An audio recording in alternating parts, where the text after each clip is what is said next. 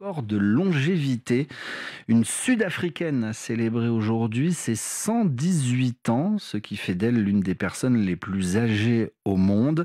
Elle était entourée de ses 14 enfants pour cette journée. Margaret Maritz est née le 27 septembre 1906, selon une copie de sa carte d'identité nationale qui a été montrée aux journalistes. Ainsi se referme ce journal. Merci à tous de l'avoir écouté. À Paris, il va être 18h10.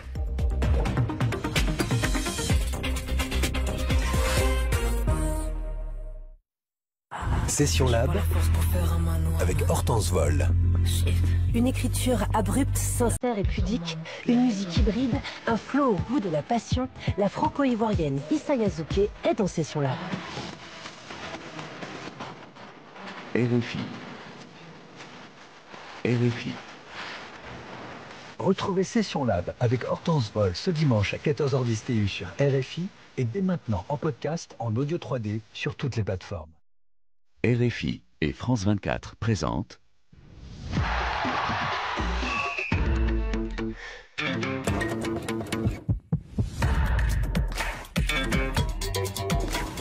Radio Foot International. Annie Gasnier. Bonjour à tous, merci d'être au rendez-vous du Café des Sports, merci de passer ce moment avec nous, que vous soyez derrière votre poste radio, que vous nous suiviez à travers le Facebook Live ou la chaîne YouTube Live de RFI, et puis bien sûr nos amis de France 24 qui nous relayent aussi. Il me relaye et il relaye tout le monde. Bonjour Rémi Ngono. Bonjour Annie et bonjour surtout à ces téléspectateurs et ces spectateurs du Cameroun qui adorent les cartons rouges. Oui, vous avez passé une bonne semaine, il paraît. Ah ouais. Et ça a même influé sur le quotidien de notre pauvre... Je bombarde les cartons rouges et finalement, c'est lui qui a le dos brisé. Bonjour Benjamin Mokanjo. Bonjour Annie, bonjour à tous. Donc c'est pas vous. Non, je pense que Rémi, il a allumé le feu. C'est pas un complot. Maintenant, je sais pas s'il est, il est pompier ou... Rémi pompier, alors ça se saurait. Il est plutôt pyromane. Oui, dans le genre. Bonjour Xavier Barret. Bonjour Annie, bonjour à tous. Et puis bonjour Frédéric Suto. Bonjour Annie, bonjour à tous. Est-ce qu'ils sont là? C'est parti, le fil Facebook salue mon émission préférée depuis Lubumbashi, c'est Stone Grace qui nous écrit. Un petit message aussi de Cocody du côté d'Abidjan. Bonjour Café des Sports, on est là bien installé, à vous Bosso. Écoutez, on est très heureux d'être suivis et de parler pour vous tous. Alors dans les débats du jour, nous commencerons par l'OL qui se donne de l'air. Les Lyonnais ont remporté leur premier match en Ligue Europa. Les joueurs et l'entraîneur respirent en attendant de se rattraper en championnat. Les joueurs de Fenerbahçe ont rendu le sourire à José Mourinho, The Special One, surnommé méchamment ces derniers jours The Crying One, l'homme qui pleure après sa défaite dans le derby d'Istanbul. C'est déjà chaud pour Mourinho. Nos affiches du week-end, un derby madrilène avec les Colchoneros de l'Atlético, hôtes des Merengues qui s'avanceront sans Kylian Mbappé au Metropolitane. Et puis ce duel de choc en Allemagne sur fond d'Oktoberfest. L'ogre du Bayern reçoit les champions sortants du Bayern, de la revanche dans l'air. Chancel Mbemba, une situation compliquée, un bras de fer avec son club à Marseille. Le capitaine des Léopards a été relégué sur le banc, puis sanctionné. Et il semble que le président Longoria veuille se séparer de son défenseur à tout prix. Injuste ou pas ? Nous en parlerons bien sûr, il y aura les cartons, les vôtres et les nôtres. Au générique de cette émission, David Finzel qui m'a aidé à préparer l'émission avec Laurent Salerno. À la réalisation vidéo, nous avons Steven Esli et Swell Kedir. Le Café des Sports, les débats sont ouverts.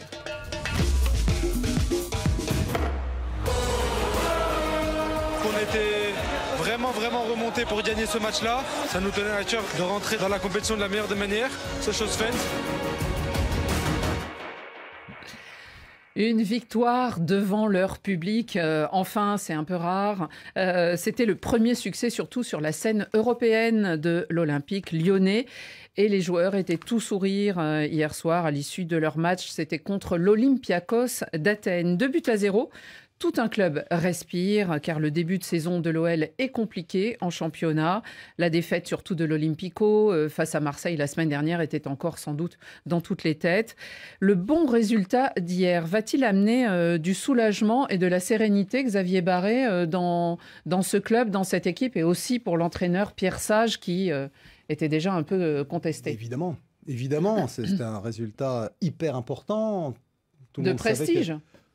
Non, pas seulement, parce que battre Olympiakos à domicile lors de la première journée de la Ligue Europa où il y aura 8 matchs, c'est pas quelque chose d'extraordinaire. Mais en revanche, dans le contexte, si vous alignez les résultats, les 2 défaites initiales, le revers incroyable contre l'OM lors de la dernière journée de championnat, des prestations quand même assez moyennes, ce résultat, oui, il prend une importance plus que ce qui devrait être, parce qu'on parlait même déjà de la mise à l'écart de Pierre Sage, ce qui aurait été un nouveau bouleversement dans On dit que son président l'aime plutôt bien, parce que l'année dernière, il est arrivé, opération commando, il a sauvé le club de la relégation. Il a réussi une remontée extraordinaire, parce qu'il faut rappeler quand il est arrivé, le Lyon était relégable, et qu'il les a ramenés en Coupe d'Europe.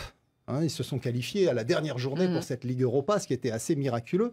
Donc, il a réussi quelque chose d'extraordinaire, mais on lui a encore changé tout son effectif. Et ça devient assez banal dans les clubs français. Oui, mais surtout que là, cet été, Lyon a quand même mis beaucoup d'argent sur la table, 150 millions d'euros, alors que les clubs français sont fauchés. Mais Textor a décidé de mettre beaucoup d'argent. Donc, ils ont considérablement élargi l'effectif, mais en même temps, ils n'ont pas dégraissé. Du coup, maintenant, on lui a pas changé son effectif.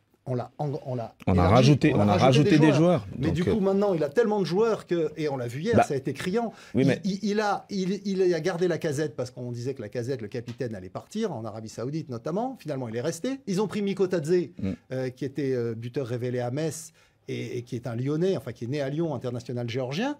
Et il se retrouve avec 2 avant-centres. Et l'autre jour contre l'OM, il joue avec 2 avant-centres alors qu'il a pléthore de joueurs de couloir. Hier, il a remis les choses dans le bon ordre, il a sacrifié un avant-centre, il a joué avec des on est d'accord, je pense que son erreur... Il y a eu des progrès hier? Oui, il y a eu des progrès parce qu'il y a eu un changement de système déjà de base. Parce que je pense que le vrai problème de Lyon, depuis le début de la saison, c'est d'insister à vouloir jouer à 3 derrière. Alors que quand on voit les joueurs de couloir qu'il a, ces joueurs-là, ils ne peuvent pas jouer autre que sur ce couloir. Et hier, il revient un système basique qui correspond à la qualité de ces joueurs.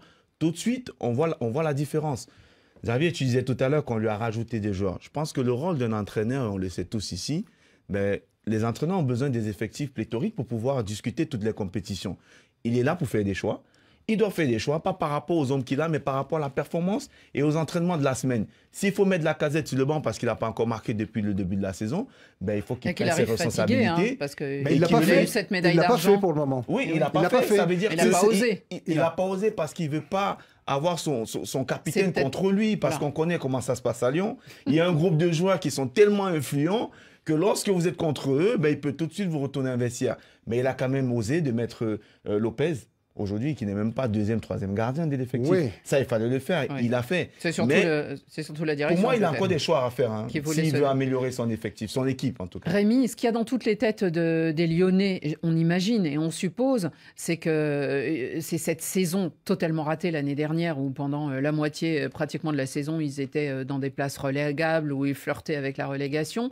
Et là, quand même, pour l'instant, 5 matchs, 4 points. Ils sont 14e du championnat et dans leur tête, ils ont gagné sur la scène européenne, mais c'est ne pas refaire la même saison ratée en championnat, j'imagine. J'ai toujours dit, on joue au football pour aller briller en Europe.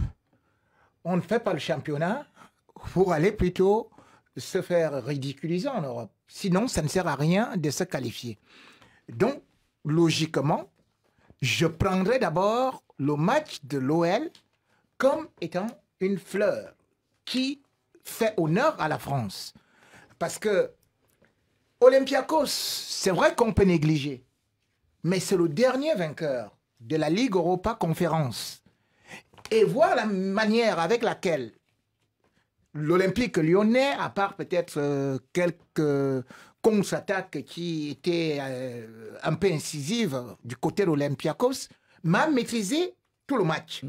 Et au-delà de ça, il y a des gens qui ne donnent pas souvent satisfaction, ou plutôt qui sont des intermittents de spectacle, mais qui ont été au cœur du jeu. Parce que lorsque vous regardez quand même Tolisso. Hier, on n'a pas beaucoup parlé de lui. Excellent. Mais il a été excellent. Oui, mais déjà, l'année dernière, on comptait beaucoup sur lui qui revenait du Bayern, mais qui a été beaucoup blessé. Et puis Lacazette, c'était les deux patrons, on va dire, de cette équipe. Lacazette a été décevant hier. Non, je parle de la saison dernière. Voilà. Mais là, oui, il revient des JO, il n'a pas pris de vacances, pas fait de préparation. Bon. Donc, sur moi, on en a parlé. Je crois que cette équipe de Lyon, contrairement à Xavier Barré, qui disait qu'on a ajouté l'effectif, parce que la semaine dernière, il disait, le problème des clubs français, c'est qu'ils n'ont pas d'effectif. Cette semaine, il dit, le problème du club lyonnais, de l'Olympique lyonnais, c'est qu'il a un effectif pléthorique. Oui, c'est sûrement pas à l'image de tous les clubs français, Rémi. En quoi il a raison. Moi, je crois que... Ils ont mis 150 millions d'euros de recrutement. Alors, effectivement, il a beaucoup de joueurs. Nous sommes en début de saison. Nous sommes en début de saison et parfois les débuts de saison peuvent être catastrophiques. Ils peuvent aussi être très reluisants et finalement, on constate que ce qui commence, finalement, vous finissez mal la saison. Mais là, ça peut être un nouveau démarrage parce que cette victoire est importante et surtout, le fond y était. Fred, les Lyonnais. Des petits petits messages, Lyonnaises, on parle bien des Lyonnais. Ça les emballe pas plus que ça. Bon, il y a un petit message à Jurez Nzaou. L'OL doit se calmer. Le début de saison passée, donc l'année dernière, doit leur servir de leçon. Effectif pléthorique, effectivement, avec une comparaison avec Chelsea. Mais non, pour l'instant, c'est plutôt un cours de géographie. Là, on continue de se dire bonjour, Lomé, Lubumbashi, mon héros Xavier, Rémi. Bon, voilà. Bon. Ils attendent la suite. Alors, la suite, c'est que le prochain match de l'OL, ça sera chez les Rangers de Glasgow. Et c'est à suivre. Mais il y avait un autre match qui nous a intéressés.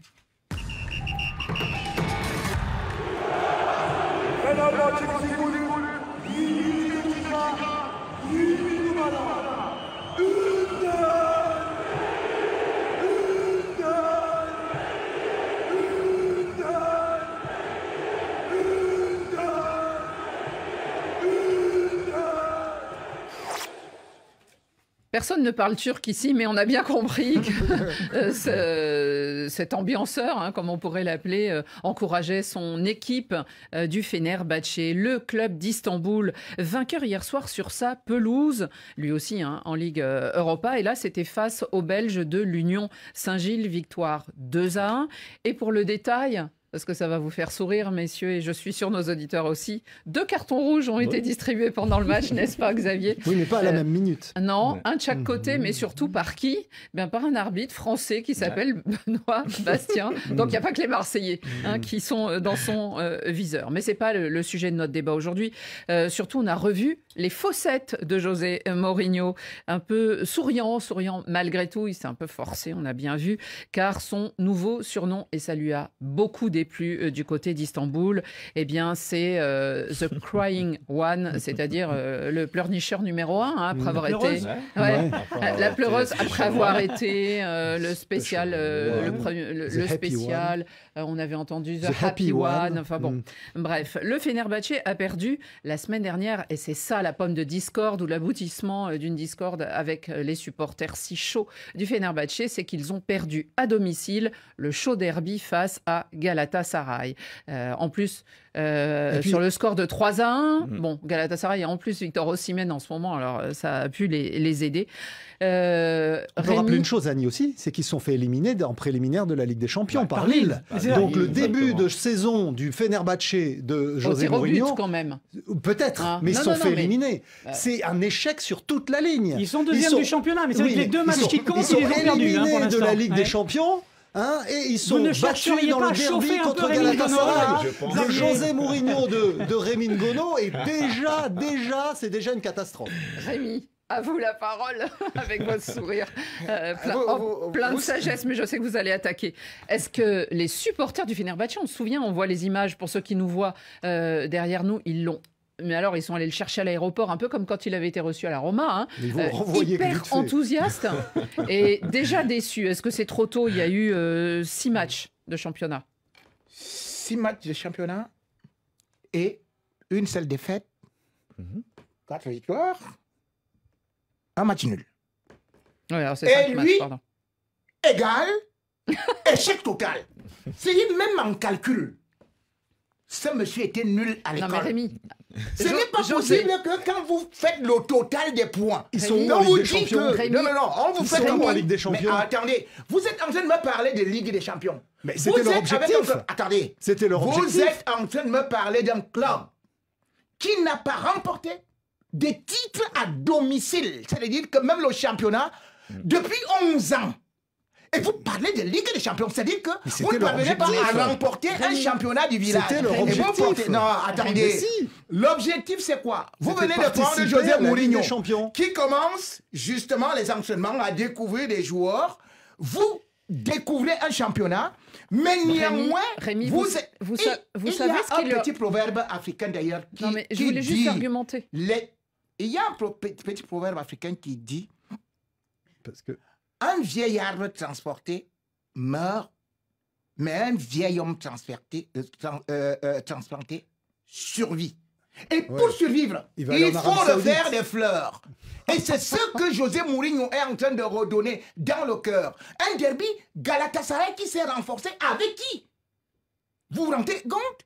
Le meilleur joueur, quand même, de l'Afrique, et que tout le monde a pu voir qui nous a tués, nous, Camerounais, qui a brillé en Italie.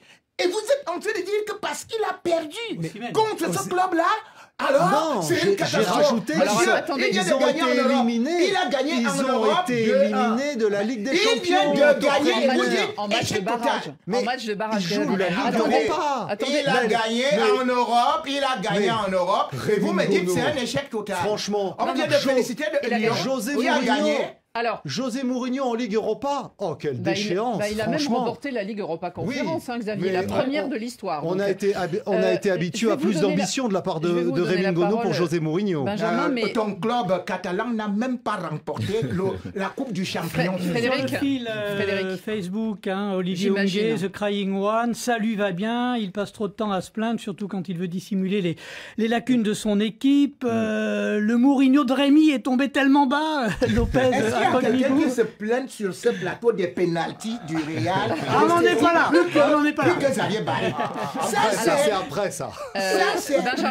Benjamin, est-ce que les critiques, parce que les critiques, c'est pas que en l'air parce qu'on a perdu un derby, mais les critiques justement accumulées à ces déroutes ces derniers temps, donc il y a eu 6 matchs joués avec notamment 5 en championnat et puis celle de barrage, c'est qu'il ne travaille pas assez, José Mourinho. C'est ce que lui reproche. Et d'ailleurs, avant le derby, il avait dit « j'ai pas besoin de le préparer ». Et les supporters stambouliotes ont eu la sensation que Galatasaray l'avait mieux préparé. Non, je ne pense pas que Mourinho ne travaille pas assez. Ça m'étonnerait de sa part. Un entraîneur qui a quasiment tout gagné. Je pense qu'il travaille, il est plus dans la communication. Ça, c'est une espèce de communication pour faire redescendre. J'ai gagné un trophée avec chaque club, sauf Tottenham.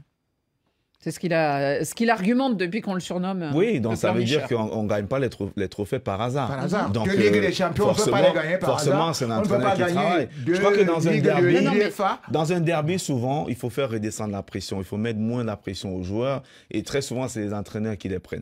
Après, moi, je suis d'accord sur le fait que quand... et ça, c'est de l'impatience un peu turque. Quand ils vont chercher un entraîneur comme Mourinho... Rémi parlait tout à l'heure, ça fait 11 ans qu'ils n'ont pas gagné. On le rappelle même l'éternel deuxième Fenerbahçe parce qu'ils finissent toujours deuxième. Donc vous allez chercher Mourinho, vous ramenez des joueurs. Forcément, il faut quand même du temps que ça prenne. Il faut lui donner le temps de préparer cette équipe. On est au tout début de la saison. Le premier objectif, c'est vrai qu'il n'a pas été atteint, c'était de se qualifier pour la Ligue des Champions. Mais il découvrait son équipe, il découvrait l'effectif. Pour moi, aujourd'hui, ça serait quand même très tôt. Il est arrivé au mois de juin, au mois de juillet, non? Oui, mais il y a beaucoup de joueurs qui sont arrivés. Il y a Amrabat qui est arrivé, il y a Enesri qui est arrivé aussi. Il y a pas mal de joueurs, il y en a qui sont partis. Osimhen. Donc, Osimhen du côté de Galatasaray. Il y a Enesri qui est arrivé cette saison aussi. Il y a plein de joueurs qui sont arrivés. Il faut lui donner du temps parce que de toute façon, moi j'ai dit toujours que le championnat c'est un marathon. Aujourd'hui, il n'y a que 5 points d'écart entre les deux. Il y a un match de retour qui va se jouer entre Galatasaray et Fenerbahçe. Le premier match de Mourinho, c'était 5-0, la Manita. Mais l'année qui suivait, il remportait la Liga avec 100 points et le meilleur coefficient de buts, c'est-à-dire 123 buts. Alors, juste... C'était il y a 15 ans. Allez, un proverbe. Oumar Manda Diallo nous dit « Un patron n'est pas un pantalon. Mourinho est et restera une légende. » Xavier, juste sur une chose, en dehors de la polémique autour de José Mourinho, mais c'est vrai que quand même il est passé du Portugal à l'Angleterre, c'était quand même une promotion, à l'Italie, à l'Espagne, et retourner en Angleterre. L'Italie, ça s'est moyennement passé. Et surtout, là, il va en Turquie. Il a quand même fait finale d'Europa League. Oui, oui. Et voilà. Il a gagné la Ligue Europa Conférence. Voilà. Mais est-ce que quand même, c'est pas un entraîneur sur le déclin ?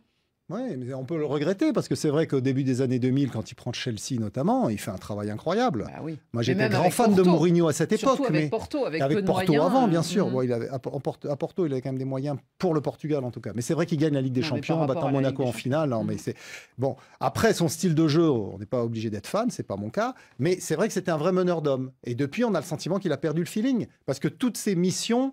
Depuis son deuxième passage à Chelsea, déjà à la fin du Real Madrid, c'était compliqué. Son deuxième passage à Chelsea, ensuite Manchester United, ensuite Tottenham, la Roma, ça a toujours été des missions commando de plus en plus courtes. Et surtout avec, alors on parle de trophées, oui, mais bon, des trophées de consolation. Il gagne pas de trophée en septembre. Ouais. Oui, mais c'est des consolantes quand il a gagné la Ligue Europa Conférence. Bon, ok, ça fait plaisir aux supporters de la Roma, mais pour un entraîneur de ce standing, et Rémi Ngono rappelait qu'il avait gagné 2 fois la Ligue des Champions, se contenter d'une Ligue Europa Conférence, c'est pas dans ses habitudes. Donc c'est vrai qu'aujourd'hui, c'est un entraîneur qui a un énorme palmarès, mais qui est complètement déclassé. Que Arsène Wenger, que tu défends ici, que tu me dises combien de Ligues des Champions il a remporté. Il a fait 22 ans dans le club. Frédéric, une chose quand même avec José Mourinho, c'est vrai que c'est quand même un entraîneur, il aime bien être provoqué en même temps. Peut-être que The Crying One, au fond de lui-même, il fait semblant d'être en colère. Autant de sa grande splendeur, il était le premier, il pouvait parader là. Le Special One, c'est lui qui s'est autoproclamé le meilleur d'entre tous. Et il a quand même, après le derby perdu, là, il n'est pas passé en conférence de presse. Mais il y a quand même un journaliste qui l'a attrapé avant le bus et qui lui a parlé du tweet qui avait été envoyé par Galatasaray. Bon, ça ne lui a pas trop plu. Il a tourné les talons, il est remonté dans le bus. Mais faut accepter. C'est du José Mourinho. Alors, il fallait que quelqu'un danse quand il a perdu. Allez, on verra. Aussi. Rémi, je vous promets, surtout s'il remporte le championnat, on en reparlera, évidemment. On continue. Il y a des gros matchs ce week-end.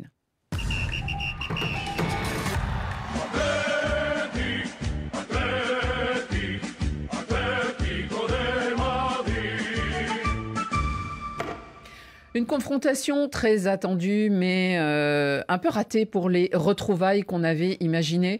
On voyait déjà Antoine Griezmann recevoir son capitaine de l'équipe de France sur la pelouse du Metropolitan. Il n'en sera rien. Kylian Mbappé s'est blessé lors du match contre Alaves. Mais en tout cas, on sait que les Merengues sont quand même armés pour jouer et pour réussir leur match. Ils sont 2e actuels du championnat, mais s'ils perdaient, l'Atlético passerait devant eux. Rémi, est-ce qu'ils vont perdre sur la pelouse de l'Atlético? Est-ce qu'ils Allons-y. Allez, Benjamin, commencez. Je sais qu'il allait dire non, forcément. Est-ce qu'ils sont en danger face à l'Atlético? Mais des fois, Rémi a un regard... quand même, avec un peu de recul. J'aimerais vraiment l'entendre là-dessus, Rémi. On va l'entendre. Objectivement, Rémi, est-ce qu'ils sont en danger? Ils peuvent être en danger.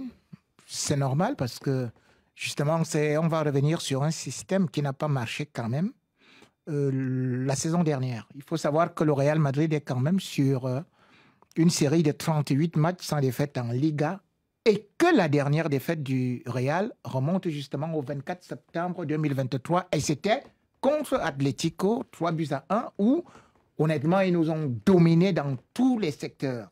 Et ils sont renforcés. Le milieu en losange, c'est ça qui malheureusement risque de revenir avec la blessure de Kylian Mbappé. On a vu leur but cette semaine. Et puis ils ont mieux achevé leur dernier match parce qu'ils le gagnent quand même à la 90e minute avec Alvarez qui inscrit ce but, c'est-à-dire ils nous font à la Real Madrid, alors que Real Madrid a coulé à la fin de son dernier match. Donc, je me dis quand même aussi, ils ont également éliminé le Real Madrid, je crois qu'en coupe d'Espagne. Voilà. Donc, ça fait que le Real aussi a réussi à les battre par 5-3, mais c'était à la prolongation. Donc, pour l'instant, on peut se dire, ça peut être équilibré. Mais comme ils sont chez eux, ils vont mettre de la pression. Et Simeone, on le connaît. Simeone essaie de mettre de la pression, mais je peux vous dire... Que Ancelotti aussi, c'est ça? Oui, je peux vous dire, ce sera très compliqué. Peut-être ils marqueront le premier but. Vous voyez, mais le Real ne va pas perdre. Vous voyez, Benjamin, il peut prendre un peu de recul parfois. Avant les gros matchs, quand même, il ouvre un petit peu le parapluie. Hein, un petit peu. Comme ça, complètement. Là, il n'a pas sorti le parapluie, il a sorti le parasol. Benjamin, tellement. Comment vous le voyez? Parce que c'est un des matchs au sommet du championnat. Oui, moi, je suis même curieux de voir ce match-là. Ce n'est pas un match que j'aurais forcément suivi, mais j'ai envie de le suivre parce que l'Atlético s'est renforcé. Parce que j'ai l'impression que Simeone a enfin compris qu'il fallait qu'il essaye de jouer au football que de mettre le bus à chaque match. Et puis, en fait, là, il a aujourd'hui des joueurs qui lui permettent quand même d'avoir un système, ce 4-4-2 avec Griezmann dans son rôle qu'il affectionne tant. Et quand je regarde quand même le début de saison du Real Madrid, même s'ils ont gagné des matchs, et je ne vais pas revenir sur l'histoire des pénaltys, pas que Rémi il se fâche. Mais quand on regarde quand même le contenu de cette équipe de Madrid, j'ai un peu de doute. Parce qu'on s'attend forcément à... Oui, elle se cherche. On sent qu'il y a... Bien sûr. La connexion, elle ne s'est pas encore trouvée on a cru entre ce quatuor offensif. Durant le dernier match et bing... on le voit aujourd'hui et le match suivant, on le voit beaucoup moins. Et puis, avec l'absence peut-être d'Mbappé, est-ce que finalement, ça va être aussi un atout pour eux? Parce que l'année dernière, ils ont joué sans lui. Est-ce qu'il y a des avis de nos internautes, Fred? Oui, c'est assez partagé. On nous dit que Alvarez va marquer. C'est Lewis qui nous dit ça. Le Real Madrid va remporter le derby pour Cloy Verte. C'est son surnom, Mavungu. Le jeune Hendrik qui va faire son match référence. C'est ce qu'il nous promet.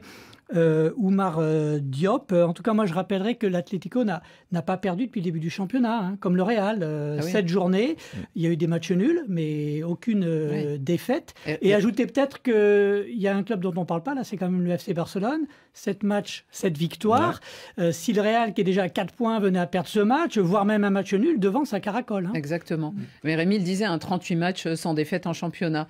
Xavier, Simeone, est-ce que lui, il fait jouer son équipe différemment? Parce qu'on attendait ça depuis quelques saisons. Il y a eu un moment où on a cru qu'il l'avait fait. Ça ne s'est pas totalement fait. Est-ce que là, enfin, il a les hommes pour changer de style? Il a les hommes, mais je pense qu'il ne changera pas de style, surtout pas dans ce match-là.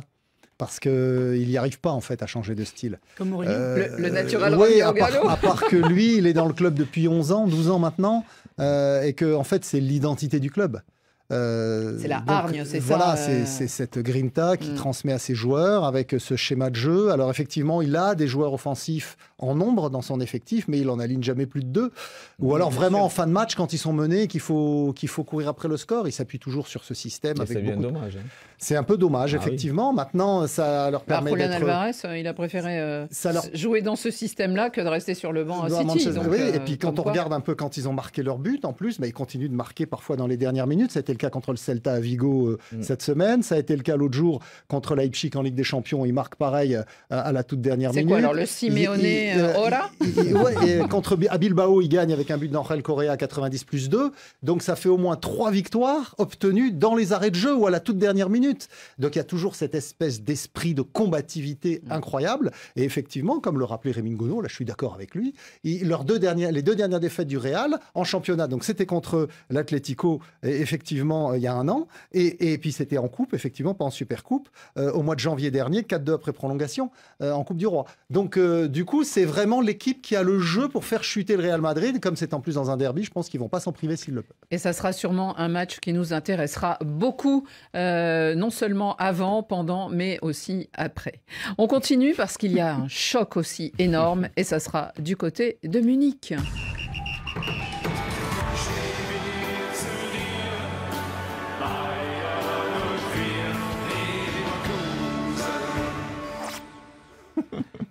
En Bundesliga, un vrai choc en cette 5e journée et qui fait saliver les supporters. J'imagine que pendant quelques heures, ils sortiront des grandes tentes là, de l'Oktoberfest où la bière coule à flot pour aller du côté du stade. Il est un peu loin, mais ils y arriveront pour aller dans l'Arena de Munich, assister à cette confrontation si prometteuse entre celui qu'on appelle le Rekordmeister, et pour cause, c'est lui qui a le record de titres en Allemagne, le Bayern Munich bien sûr, et puis le champion sortant, qui l'année dernière lui a un peu manqué de respect. Est-ce qu'on peut parler, l'année dernière ils avaient pris 1 point sur 6, les Bavarois contre le Bayern, et le dernier match c'est quand même un 3-0, c'est un peu chaud à la mémoire. Est-ce que vous voyez une confrontation, Benjamin, un match très prometteur en fait? Je pense qu'on va assister à un très très bon match entre une équipe du Bayern qui a commencé sa saison avec je ne sais pas combien de buts. 16 ils en mettent au minimum 3 par 16 buts en match. 4 matchs. En Ligue des Champions, ils en ont mis 9. C'est exceptionnel. Et puis Harry Kane, même si on savait qu'il marquait déjà l'année dernière, Kompany qui est arrivé quand même, qui fait un très très beau boulot du côté du Bayern. On n'y croyait pas forcément parce que son inexpérience, c'est vrai qu'il avait fait monter cette équipe de championship anglaise en Premier League. Mais le fait d'arriver comme ça dans un cadre qui puisait à terminer 2e, je crois 3e, pardon, là. C'est 3e, non? Je crois, ou 2e. La saison dernière. 3e, oui, derrière une saison difficile parce que c'était la première fois, je crois, après 11 ans que le Bayern ne gagnait pas le championnat. En face, parce qu'il y avait aussi une équipe qui, pour moi, est toujours sur les mêmes bases que la saison dernière. Elle marque aussi. Elle marque aussi, comme il disait Xavier, elle marque aussi dans ce Money Time, avec des impact players capables de... À part que Leverkusen, qui a fait tout le championnat sans perdre la saison dernière, a perdu dès la première journée. Oui, ouais. Voilà, donc il y avait peut-être un peu l'effet psychologique, non? C'est-à-dire, il y a un moment, on se déleste un peu de ça. Ils ont fait une saison entière, plus, je crois que c'est 35 matchs, il me semble, sans perdre. Il y a un moment... Et c'est passé à chaque fois sur un fil. Mais c'était exceptionnel ce qu'ils ont réussi Xavier, la saison surtout, dernière. j'imaginais que vous alliez dire ça, mais c'est que cette saison, leur défense, elle pose des problèmes. Ils continuent à marquer, mais ils ont encaissé 9 buts. Ouais. Depuis le début. Oui, c'est certain. Ils ont gagné aussi en Ligue des Champions assez largement. Mais... Oui, c'est à l'extérieur. En plus, ils sont allés gagner à Rotterdam, 4-0. Donc, pour les Leverkusen, c'est la saison de la confirmation. Et c'est souvent assez... Disons que c'est difficile de se hisser au sommet, mais c'est encore plus difficile de s'y maintenir. Ils sont là. Voilà. Oui, ils sont là, mais ils ont déjà perdu un match. Ils ont ce double défi à mener. Ligue des Champions, Bundesliga. La saison dernière, ils étaient qu'en Ligue Europa. Donc, pour les joueurs de Xabi Alonso, et puis si on regarde le recrutement, puisque on parlait de la comparaison avec le Bayern, Leverkusen, cet été, c'est 53 millions d'investis, avec notamment comme principal recrue Martin Terrier, le français, Bélocian qui vient également de Rennes, et puis Aleix Garcia, un Catalan. Le Bayern, 3 fois plus. Presque 150 millions d'euros, avec Michael Olise, bien sûr, João Palhinha, le japonais Ito, Stanisic, qui était d'ailleurs à Leverkusen, qu'ils ont récupéré. Donc, ils ont fait un recrutement énorme, avec un nouvel entraîneur, on l'a dit, et un début de saison, effectivement, assez incroyable. Donc, si Leverkusen réussit une nouvelle perf à Munich, ce sera formidable, mais ça risque d'être très compliqué. Frédéric, est-ce que on est derrière Xabi Alonso, essentiellement. Ah oui. On attend un autre miracle de Xabi. Là, c'est ce que nous dit l'Iris Herm, avec cette équipe de Leverkusen, qui séduit visiblement tous nos téléspectateurs. En tout cas, moi, je trouve qu'il y a un sacré niveau quand même en Allemagne. Quand on parle de la Première Ligue, on parle de la Liga. Mais là, Bayern de Munich, le Bayern, mais il y a Dortmund derrière, il y a Hoffenheim, il y a Francfort. C'est un bon championnat qui est le même format depuis 1963, depuis sa création. 18 clubs.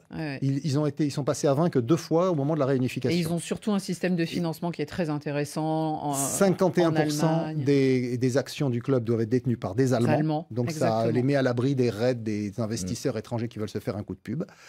Et il y a effectivement des finances assez saines dans tous les clubs. Donc, c'est plutôt un championnat où, effectivement, il y a une vraie concurrence assez loyale. Rémi, ce Bayern de Munich, si prodigue devant les buts, et avec le nouveau, là, le jeune Français Olysée, est-ce que pour vous, par rapport à la saison dernière, c'est une équipe beaucoup plus séduisante ?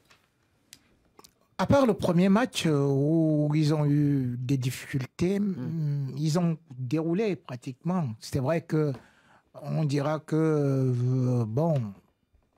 en Ligue des Champions, ils avaient Zagreb devant eux, 9. D'ailleurs, l'entraîneur de Zagreb a plié bagage. Voilà, donc victime des 9 buts. Werder et consort. Mais cependant, lorsqu'on voit quand même que c'est 30 buts marqués et qu'ils n'ont encaissé que 5 buts, et pourtant, la défense, c'est Upamecano et avec Kim qui n'était pas supposé commencer, parce qu'il faut quand même se dire que Xavi a au moins 6 joueurs à l'infirmerie. Donc, c'est dire quelque chose de merveilleux qu'il est en train de faire. Et deuxième chose, je crois que lorsqu'on essaie de regarder Leverkusen, ce n'est pas aussi séduisant que l'année dernière. Déjà. Mais ils sont champions sortants. Oui, ils sont champions sortants. Mais vous savez, le dernier match, d'ailleurs, en championnat, ils ont gagné toujours d'une façon un peu miraculeuse, 4-3. Donc, c'est pour ça que je dis que c'est pour ça que je dis que lorsque vous essayez de regarder cette équipe du Bayern, qui sur le plan offensif est devenu encore beaucoup plus percutant avec non seulement Olysée, mais surtout Gnabry fait un très très bon travail. On a mis de côté un peu le roi Sané qui aime jouer à l'individualisme. Mais bon, aujourd'hui, cette équipe de Bayern va confirmer justement face à ce match si Kompany est vraiment un vrai cheval de compagnie, parce que il y a un proverbe africain qui dit on reconnaît le cheval sur le long chemin. Ah, je croyais que c'était la dentition. L'intégration accélérée, en tout cas d'Olysée, a épaté un de ses camarades, et ni plus ni moins que Moussiala, qui était sous le charme. Ça sera demain à 18h30 ce match, alors soyez au rendez-vous si ça vous passionne. On continue, on doit parler d'un capitaine au rencard. Boulot, palais, boulot. Pour nous et pour Radio Foot, c'est évidemment le plus grand, vous l'avez entendu, le sage Chancel Mbemba qui se contente d'aller boulot, palais, boulot. Hein, c'est devenu viral cette expression. Et il était lauréat incontestable du prix Marc-Vivien Foé en 2023. Durant sa première saison phocéenne, il avait d'ailleurs porté avec brio les couleurs de l'équipe. Et puis, l'année dernière, c'était cette belle épopée avec l'équipe de la RDC à la CAN en Côte d'Ivoire. Enfin, la deuxième saison, mais c'était cette année en hiver. Et il vient d'être convoqué d'ailleurs pour sa deuxième série d'éliminatoires en vue de la prochaine CAN. Mais à l'OM, eh bien, Chancel Mbemba est banni. Il s'entraîne à l'écart. Il a eu un nouvel entretien avec sa direction hier. Il va être vraisemblablement mis à l'amende. On lui reproche des choses ou des peccadilles, je ne sais pas. Il était sur la liste de ceux que le De Zerbi ne voulait pas, mais il est resté. Est-ce que, Benjamin Moukandjo, ça vous paraît injuste le traitement dont est victime Chancel Mbemba actuellement ? Oui, et je l'ai déjà dit, parce que je ne comprends pas qu'un joueur comme lui, qui ne pose jamais de problème et qui a été performant, notamment depuis 2 ans, je crois, 2 ou 3 ans qu'il est à l'Olympique de Marseille. Ça serait sa 3e saison. Il a joué l'année dernière en étant blessé. Il s'est sacrifié pour le club. Qu'on ne compte pas sur lui, c'est une chose. Moi, j'ai toujours dit que le club est libre de ne pas compter sur un joueur. L'entraîneur est libre de faire ses choix. Mais de le pousser comme ça à la sortie, comme s'il n'avait jamais rien fait pour ce club, de l'humilier comme s'il n'avait jamais rien représenté, je trouve ça quand même injuste de la part de l'OM. Et c'est pour ça que je dis souvent que le football n'a pas de mémoire. Malheureusement. Ouais, malheureusement, c'est ce qui s'est passé à Marseille cet été avec Jonathan Klaus et avec Jordan Verretou. Exactement. Voilà, donc ils ont viré Klaus à Nice et Verretou à Lyon. Et l'OM traite mal. Un club, hein, et l'OM, Chancel Mbemba, c'est ce qui voulait que et Paolo Chancel Lopez fasse. aussi, mais l'OM traite un peu tous ces anciens, ces derniers joueurs très mal, parce que Mandanda, on s'en souvient, la légende dans les buts, il y a eu Klaus, j'avais fait la liste tout à l'heure, Sanchez, où ils ont fait croire qu'il ne voulait pas rester, Payet aussi, Xavier, est-ce que Longoria, alors il paraît qu'ils ne se parlent plus les deux hommes, et Chancel Mbemba n'a pas d'agent. Est-ce que tout cela, ça peut se terminer très mal ? Forcément, mais c'est déjà très mal engagé. Oui. Parce que quand vous voyez Klaus... Personne ne les imagine. Klaus, ça fait un moment qu'on sait qu'ils en voulaient plus sous prétexte qu'il avait un salaire trop cher, etc. Donc ils ont réussi à le placé, enfin, il a été transféré à Nice. Jordan Verretou, au dernier jour du mercato international français, qui avait lui aussi fait une saison, s'est retrouvé à Lyon.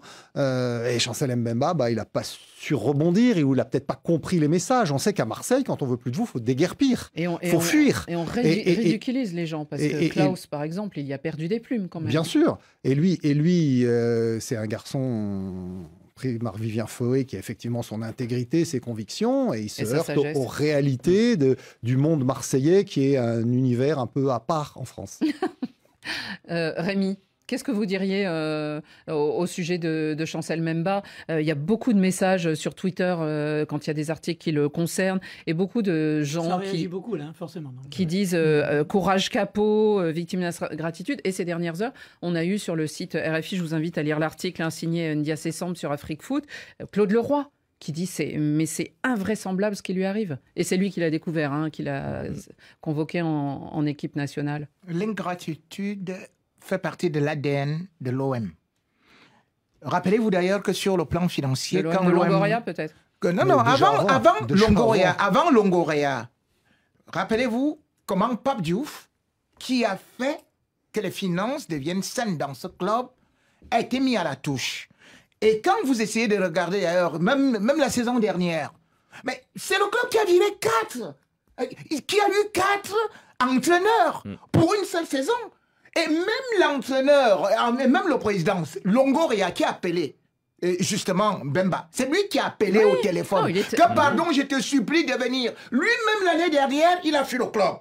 Il n'en revenait plus. Donc finalement, ce club, n'est pas celui où tu peux construire un avenir. Parce qu'ils sont partis recruter Vitinha.